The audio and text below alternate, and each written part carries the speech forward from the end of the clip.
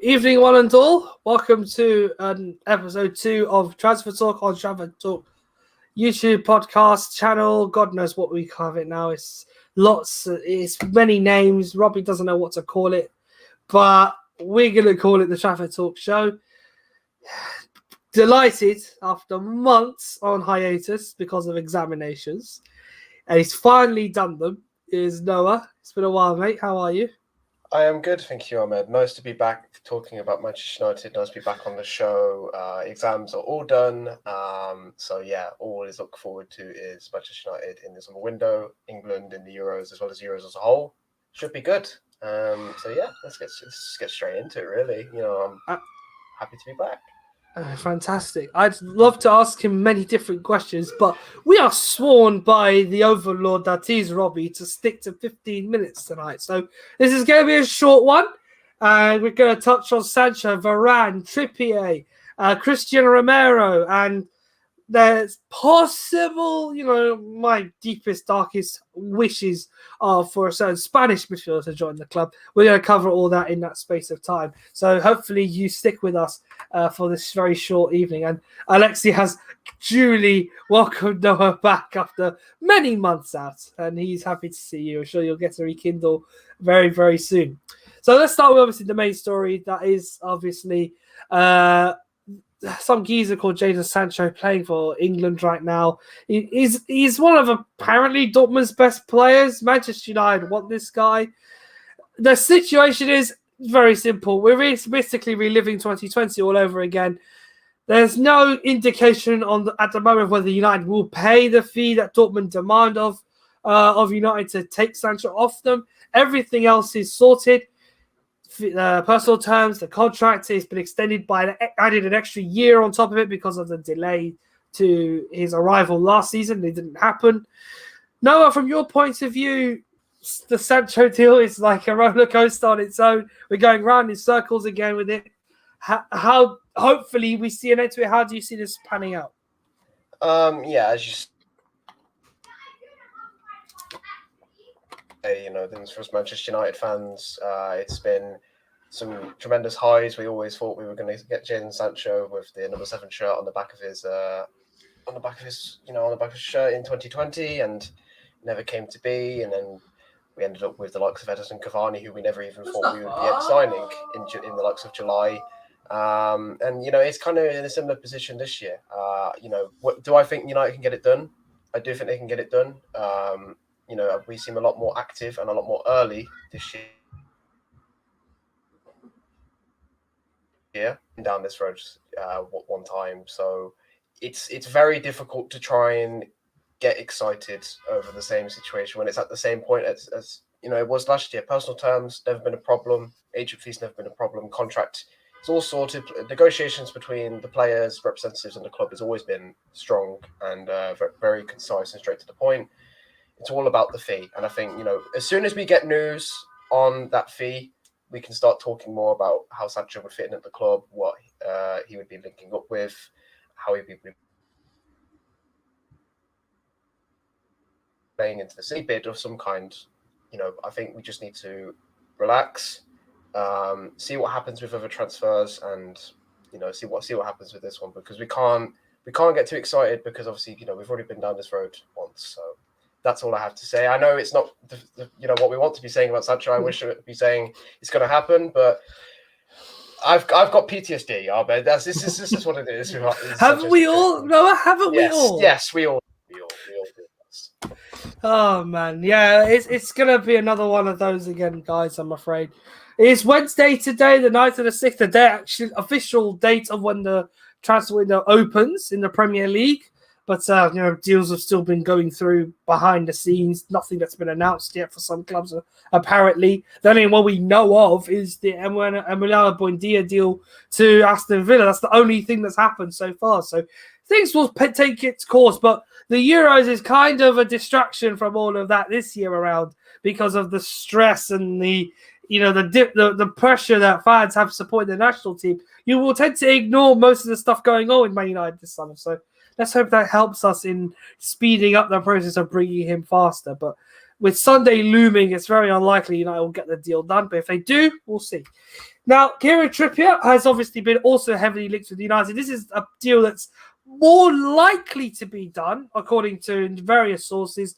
The situation is at the moment he is house hunting while still with the England team.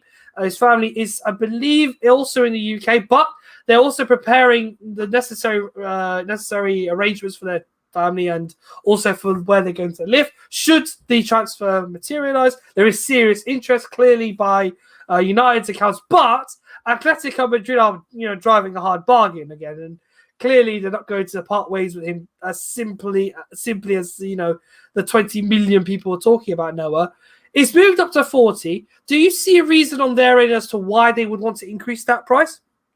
I see no reason why they wouldn't.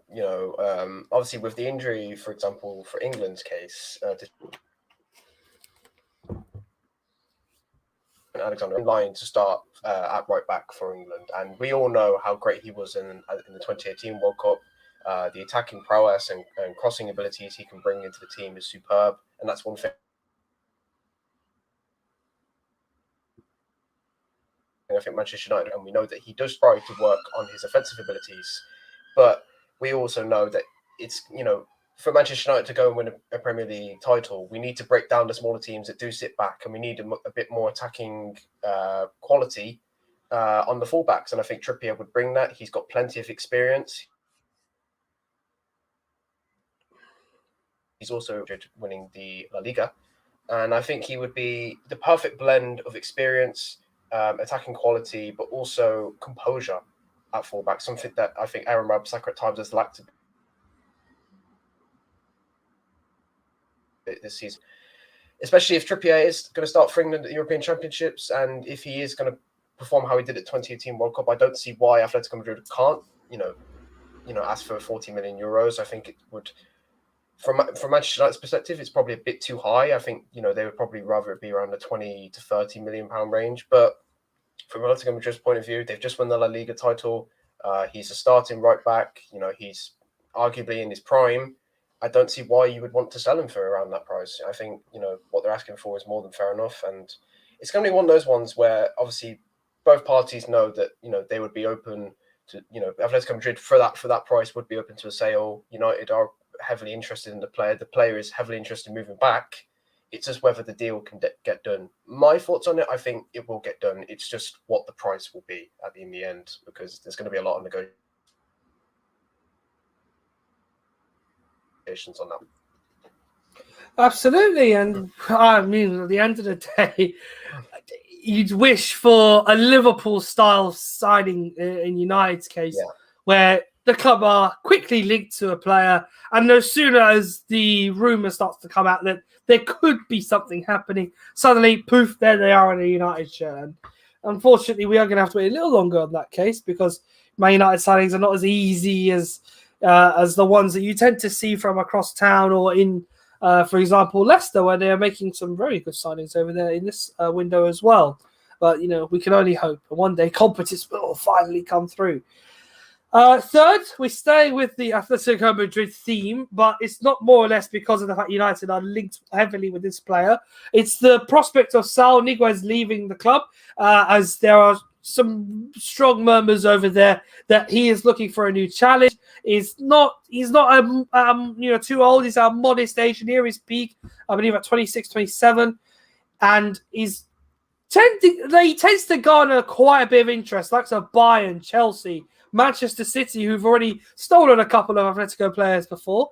One who has just left for Barcelona.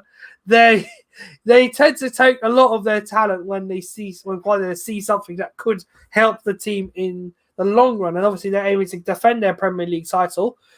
They look serious on the sale front. But no, would you see seeing United signing him? If they can't, what do you think he'd bring to a team that, maybe lacking that quality midfielder that can more or less either not only dictate again, but can create his own chances?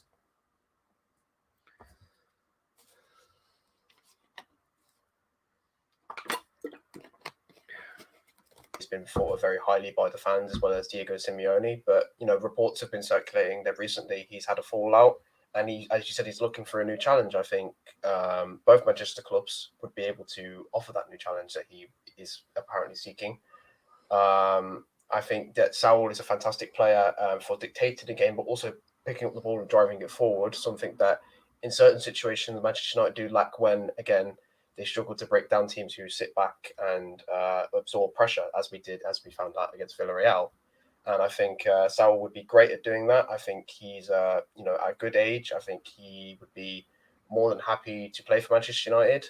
The only thing I see stopping the deal is Pep Guardiola's high admiration for Saul. I think, Pep and Manchester City are kind of looking for that midfielder as well. And as we all know from past instances when Manchester United and Manchester City have been involved for, it's fun enough, and Alex Ferguson always thought highly of him. Manchester City have the bigger money. They can bid. They can just bid more money at the end of the day. And United don't like to get involved in those battles with Manchester City, especially financially. So I don't think it's very likely, but I would not be opposed if Manchester United were to go for him. I think he's a quality player. I think he could add a lot to the team, and I think he's exactly what Ole Gunnar Solskjaer would look for in a central midfielder in that area. So no, I mean, like I said, so no problems for me if we sign him, but it's probably unlikely. Yeah, I'm quite sad to hear that, to be honest. He is one of my favourite players. I think in the time Atletico won the Europa League 3 years ago, he played a pivotal part in getting them to the final, scoring against Ludogorets, having a role in the game against Sporting, following up with the great performance in the quarterfinal as well. It was against Arsenal, I think he made his biggest impact, I think. And for me, that sold me to the possibility of seeing him in a United shirt. Progresses the ball so well. He's confident when it comes to doing the defensive work. It's what El Cholo does. He loves to give players the purpose to wear a shirt. And if he comes to United, he has that winning mentality under him, now becoming a La Liga champion like Kieran Trippier has. So there's every chance that if he had come into this team, especially on a cut price deal with what looks like 65 million, it's not such a bad deal to pull off. But you're then looking at, if Man City are in the race, you're not often going to win that. So it's going to take a lot to sway not only Atletico to sell him to you, but the player to come to the club. So you've got quite a few anomalies to work on there. But we'll see. I'm hopeful still, but you never know. There's many other options out there. Yves Bissouma, Declan Rice being the clear favourite in some people's cases to do the that South American midfielder work. He's the tall two pivots, the pivot of two with one tall man going forward, the other one staying back, and then more or less what Souček does with Rice at West Ham as well. So it's quite an interesting point. Just quickly, Declan Rice, is he on your radar to be a United player, or is it one of those that just sounds too good to be true? I personally think that Declan Rice is more sought after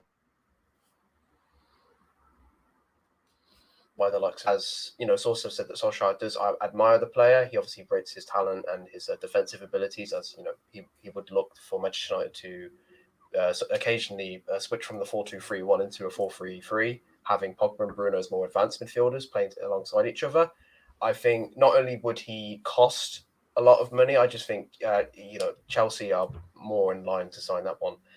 So it's really annoying, Ahmed. All these great midfielders are just lining up for other clubs. It's annoying. But I feel like if United could get one, for me, I would look towards Dennis Zakaria of Borussia Mönchengladbach. I've always enjoyed his game style. I've always enjoyed the way he likes to play. I enjoy his mentality. He's always 110%.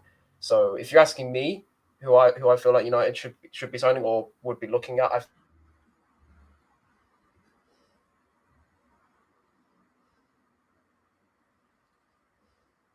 Dennis Zakaria wouldn't surprise me. Yeah, I'm a fan of him too, and he's got that.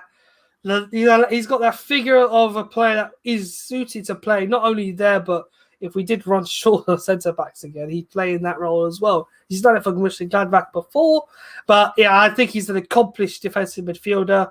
Even at his 24, there's room for him to improve. He can become a top class player, and from a place like Mönchengladbach that tends to develop players really well. They've got Florian Neuhaus there too, who's heavily touted after. Yeah. So it doesn't rule the possibility out of them developing someone equally as good as one or either of them for the future.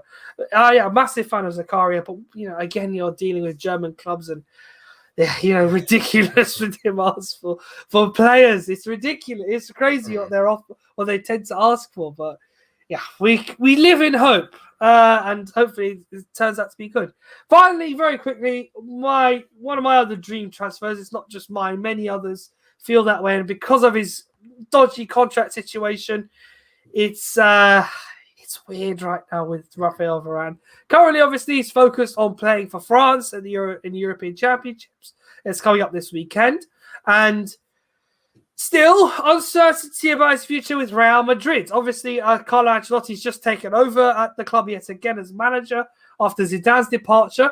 And there have been questions, obviously, why he's not been willing to accept the new deal. He's been looking to Levy for more money from Florentino Perez. It looks like Madrid are not very warm to the idea. He has now encouraged Manchester United to go out and get him if they feel that he's absolutely sure he's not staying in Madrid. So, no, taking that into account, Varane being one of the best centre-backs in the world at the moment and also having the Palmares that he has, the Champions Leagues and the World Cup in his locker, would you see him departing Real? And if so, how big a signing would it be for Man United? As you said, I'm a huge admirer of Raphael Varane. I think he's one of the top central defenders in the world. I think when you look at a central defender, he has everything that you could ever want. He's a fast defender. He's quite strong. His tackling ability is superb. His defensive of crosses coming into the box as well as players making runs is fantastic. He's obviously been mentored and guided by one of the greatest defenders as well as in Sergio Ramos. He's got that winning mentality, as you said, with the Champions League, the La Ligas, the Copa del Rey's. So many accomplishments. I can't even tell you how many. And obviously, World Cup. There you go. I forgot one. So it could be a Euro as well to add to that. Exactly. He's an absolutely astonishing player. I think Real Madrid would be quite silly to allow him to leave this summer or even next summer for free. I think. He's got age on his side. He's got all those qualities, as I just said. What I want at Manchester United, absolutely. I think, for someone as Harry Maguire, who often struggles with pace, I think he would be a very good partner. Obviously, Solskjaer's been mixing and matching between the likes of Lindelof and Bailly. So to get a competent and accomplished number two, such as Varane, would really secure the back four up. It would probably give a bit more security to the likes of Luke Shaw when going forward. I think Varane would be a top signing, and I think United could offer him the money that he thinks he's money than him at the moment, and he's saying, I feel like with my accomplishments and what I've done for Real Madrid, I should be paid the same. It's apparently not going to be offered to him. So if Manchester United can offer that to him, feasibly, I think it would be a brilliant bit of business by Manchester United. Like I said, he's one of the best defenders in the world for me. So absolutely, Raphael Varane should be one of our priorities this summer. Absolutely. Yeah, I agree. And if we were in power, he'd be there already. But unfortunately, we're not. We have to wait and patiently hope he has sense and decides Real's not the place to be. And, give it a go with our lot and see if you can win the Premier League. We'll be all sorted after that.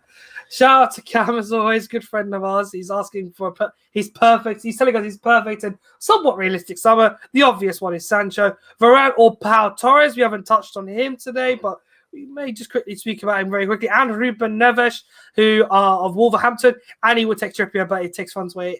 So you can just give Ethan Laird an opportunity. Or Diogo Dalot if he can't move to Milan, can't be materialised. There's that too. Paul McKenna on the Varane matter, he sees the opposite. As much as I'd love Varane at United, I fear it'll be another Ramos saga. So, I can see where, I can see the comparative nature of, some of us still feeling hurt of what happened 5-6 years ago when Ramos was teasing everyone about leaving Real before extending his contract.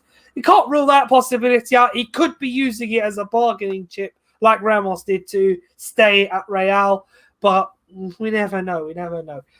Very quickly, again, Pau Torres, another centre-back who had a somewhat decent Europa League final against Man United. Didn't do too badly. Maybe we could have seen more from him in that game, but generally over the season has been quite immense for Villarreal. He has spoke recently after winning the competition against United that he sees Villarreal as his home, but he also admires the furore or the popular word or the nice words about him. However, he sees his future at Villarreal. It doesn't take a lot to take him away from there, as I believe it's only 40 million euros to get him out. And Villarreal would like to use that money on, I'm sure, other players, especially with the way the last 12 months has gone for them. Very quickly again, Noah, he's a good player, great ball player, centre back, and does, despite some people's reservations on his running, he does have a good pace under him. Another one of those, if Varane doesn't happen, I could bring in. I mean, if for me, it's one of those things. If Varane can't happen, and I understand that obviously he might be using the contract situation as a bargaining tool to get himself more money. We've seen it with Ramos, we've seen it with other players as well as other clubs. If Varane didn't happen, would I take Pau Torres? Absolutely. He's got not as many qualities as Varane, but certainly more than other defenders out there. I think his ball playing ability, as you said, is one of his best attributes. He's got good height on him as well, which is something that I think a lot of centre-back partners next to Harry Maguire are quite lacking. So to have two tall defenders would be quite assuring for the goalkeeper as well as the two fullbacks.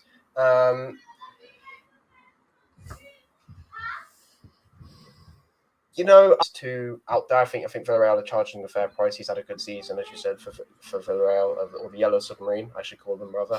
I think he would be a good number 2 if Manchester United can't get Varane. But I think they should try their absolute best to get Varane in, because, like I said, he's got so many accomplishments, so many accolades. He's just the complete centre back for me for Harry Maguire. And I would be more than happy with Pau Torres as the alternative. Yeah.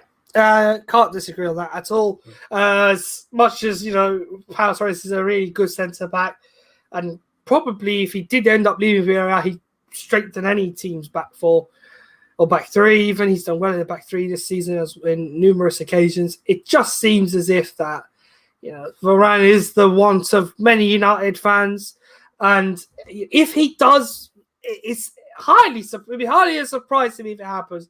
He does move from Real Madrid to Manchester United. Those rarely don't go very well when you think of past transfers between Real and Manchester United. They often work, but we never know. You just never know. We've seen more outgoings to Real than incomings. I used to think we used to be good enough to sign players from Real back in the day, but not anymore. But yeah, that's it from us. As always, I said it was going to be short, and we kind of run over a little bit, but that's my fault because I like talking about transfers. There's a lot we could talk more about them, but we're going to save that for another show, which will be, I believe, on Sunday evening, if I'm not too tired from working at Wembley after England versus Croatia. There'll be some more Euro content and stuff on the channel coming up very soon, so do look out for us on Twitter for that. And also, if you want to see more of us, me, Noah, Alexi and co, just our social media, our Twitter handles are right there. You can follow us on there as well. But until the next one, guys, please like and share this out and subscribe as well for some more. And we'll be back for another one very soon. Until then, bye-bye.